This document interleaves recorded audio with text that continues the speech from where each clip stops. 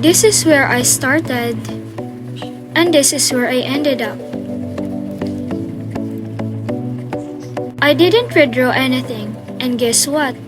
clipstudiopaint has added 3 new filters, and it's awesome. So let's uncover it together. Let me show you exactly what they do. Hi, I'm Yellow. Welcome to today's tutorial with a theme, new filters for illustrations and text. clipstudiopaint version 5.1 added 3 new filters: inflate, drop shadow, and glow. Yes, you heard it right. I tested all 3 so I could show you not just what the settings panel looks like, but what they actually do to a real drawing. Let's start with inflate. So inflate makes any shape look like it was blown up with air. It works on text, on shapes you draw, basically anything on a layer. I'm applying it to the text first because that's where it looks the best. When you open the inflate filter, you will see 4 settings you can adjust. First, shadow intensity. It controls how dark the shadow inside the inflated shape is. Higher means it looks more 3-dimensional and rounded like a real balloon. Next is shine. It adds a glossy highlight on top of the inflated shape. Higher means it looks shiny like a plastic bubble. Lower means it looks more matte. Next is height. It controls how puffy or raised the inflation looks. High height makes it pop out dramatically. Low height keeps it subtle. And lastly, smoothness. It controls how clean the edges of the inflation are. High smoothness gives you the perfect balloon roundness, while low smoothness makes the edges look a bit rough or uneven. See how the text went from flat to looking like it has volume? That took maybe 10 seconds. I have an example here. As you can see, the text looks flat. This is my original artwork, by the way.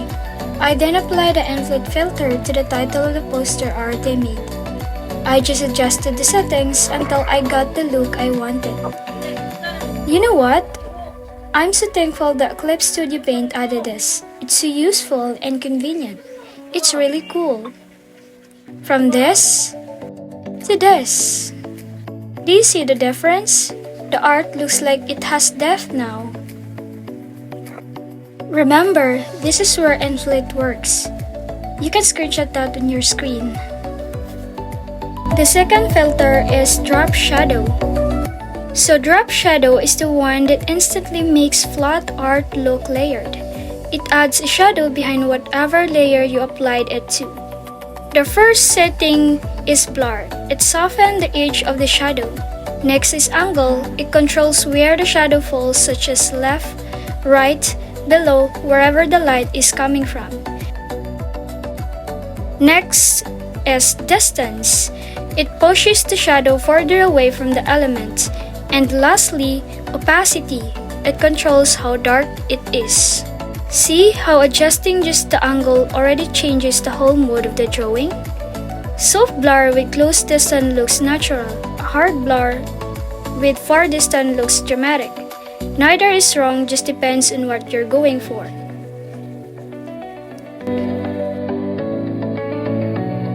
You see? This filter just made this character look like it is actually standing in the scene, instead of being pasted on top of it. From this to this. And this is where drop shadow works. The third filter is glow. So glow is my favorite one out of the 3. It adds a light bloom around the edges of whatever you apply it to. Think of it like the text or character is lit from inside. Low settings give you a soft, subtle shimmer. High settings give you a full, magical, dreamy glow. Both have a use. Low glow for a polished illustration finish, and high glow for magical characters, glowing eyes, and special effects. And if you apply it to a merged copy of your whole illustration, the glow wraps around everything and gives the whole drawing that soft studio quality finish. So this is how glow filter works. For example, this is another artwork of mine and I'll apply the glow filter here.